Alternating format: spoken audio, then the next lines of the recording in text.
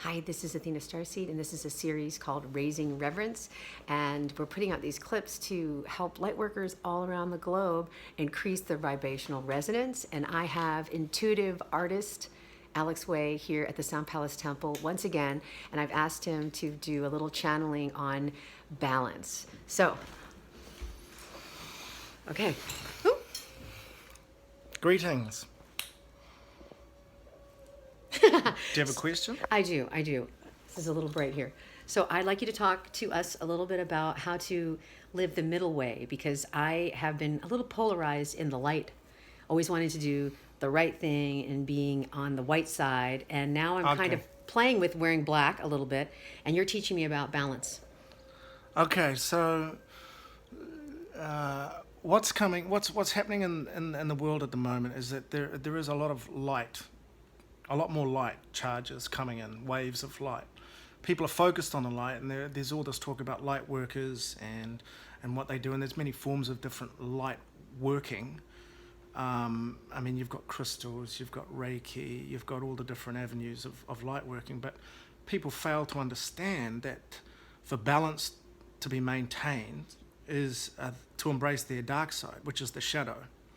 And shadow work is probably more important at the moment than what we're supposed to focus on the light, but the shadow cannot be neglected. Now, to do that, you've got these people that are so self-righteous, and it's like, I'm a light worker and I don't believe in the dark. It's like we have to have the dark to understand what the light is. And for the last 2,000 years, we've been in the dark, and we are now moving into the light. And now that this is happening, the people that have been living and working in the dark are afraid. And there's only two paths in life. There's fear or there's love. Now, fear is the dark. And everyone is afraid at certain points. And the point is we need to shine the light on those fears for them to disappear, to be able to move forward. So to have balance, we all must embrace our shadow side. And this is probably what's been happening for the last 3 months, 6 months, probably in the last month, more so than any other time, with all these eclipses going on and the planets in retrograde and this new moon. There's so much light coming in now, and it's shining, and it's difficult, and people are actually starting to see people for who they really are. They're starting to see other people's shadows. And they're stuck in this place of like, well, you're my son, or you're my friend, or you're my wife or husband, and you're and this is bad, and I don't like this, and you have to embrace that and help that person understand that that's a part of them, and you have to love that part, and to love that part makes you whole. And then once you're whole and you understand your shadow and you've done your shadow work, and it's painful, you've got to dig deep. You have to release it. You can release it through, it comes up first and foremost, it's through anger. And then secondly, there's frustration and tiredness and irritability and all that kind of thing. And we must find avenues to release it, whether it's physical work, which is really good for the body to release it physically, anger, particularly running, that kind of thing. Weightlifting. And then you get into the finer sort of sensitivities of it, where there's like massage and yoga, which is like breathing through that energy. That's kind of like the tail end. Once we get through this and we understand our shadow sides, we can see it in other people. We've done the work. I used to be like that. I used to do that. I used to behave like that. I used to judge. Now I'm curious and more accepting because I love my shadow side. So now I'm free of all that tension. And the key to this is actually kindness and compassion. Because first of all, you have to be kind and compassionate to yourself to know that that's a part of you and to accept it. And then once you accept that and you've done the work in yourself, within yourself, you can then see that in another. And you can see their plight, and you can see where they are, and you should have compassion for them. And they're stomping their feet, and they're doing things to you, and you have to be strong, because it's all about peace through strength. You can't attack. You find a place inside that says, you know what, this person's hurting. They need love. I've learned to love myself. Now I've got a full cup to be able to love you and help you through your shadow. Now the difficult part in this is that when you have people that recognize their shadow and they're choosing not to grow. Now this is another whole area altogether.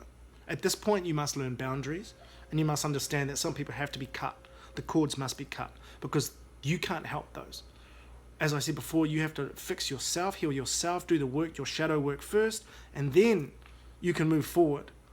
And then once you fill your cup, you'll have extra, and you won't mind actually helping someone else through theirs. But if your cup is empty, and these other people are demanding or requiring help or help me through this, you've got nothing. It just falls down, and the whole thing falls apart. And then that leads us into this whole masculine, feminine. So the masculine is the assertive, competitive, dominating, authoritative, and the feminine is more accepting, creative, and intuitive. So the feminine will bend with the tension, will bend with the masculine authority that's trying to stomp its foot and throw a tantrum. So the feminine will bend with it and then absorb it and then transmute it and twist it back into, I'm really sorry you feel that way, but how about we do this instead? And that person's, oh, okay, that sounds like a good idea. Hey, thank you for being here and listening. Thank you. And that's what the feminine does. Now the men, this is the problem at the moment. The men don't know where to go. Because you've got the women doing that and you've got the men doing that, but we both have both sides. So when you do the shadow work and you have the light and the dark, the men also have the light and the dark, and it's like feminine and masculine. And when the divine feminine is brought up through the masculine, and they can start bending like trees with flexibility, then there's not this masculine on masculine, which is where we've been for the last 2,000 years. It's boring, it's war, it's conflict, it's I won't do what you tell me because I'm bigger, better, stronger, and it just goes like this. You've got to bend with it and turn it round. And the masculine doesn't like it. I'd like to talk about the bear medicine on your hat, because that's...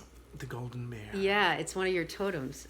Well, the golden bear is a sacred journey. Well, not the golden bear as such, but the bear itself is a sacred journey. It's about love. Ultimately, the bear, it hibernates in its transformation, and it's connected with the trees. So the bear comes to those that are healers, and they are a ferocious protector because they will die for their children, and not all animals will do that. So the bear is a sacred totem, and it's a protector totem, but it has a lot to do with healing in the trees. Okay, well, I love the bear because the bear is the shaman of the animal medicine, and the bear navigates the darkness and the mystery and the dream time and brings us the visions from the great mystery. And so I just want to thank you for all the work that you've been doing, and I know that you're going to be going on a walkabout tomorrow. You're leaving to go to a sacred place, which we're not going to talk about, and you have been off and on fasting, so you just lost, about 15 pounds, and you've been going through this incredible transformation. So I can't wait until we do another clip when you get back from your sacred journey in a couple weeks and see what wonderful wisdom you're going to share with us again. Yeah, I'm looking forward to it. Actually. How can people get a hold of you? I'm on Instagram at AlexWayNZ. I just post inspiring and motivational quotes. But he also does readings. But I do readings. If you'd like to do a reading, you can reach out to him on Instagram, and he can do a reading via phone or Skype or FaceTime. All right? Blessings to all of you, and stay tuned.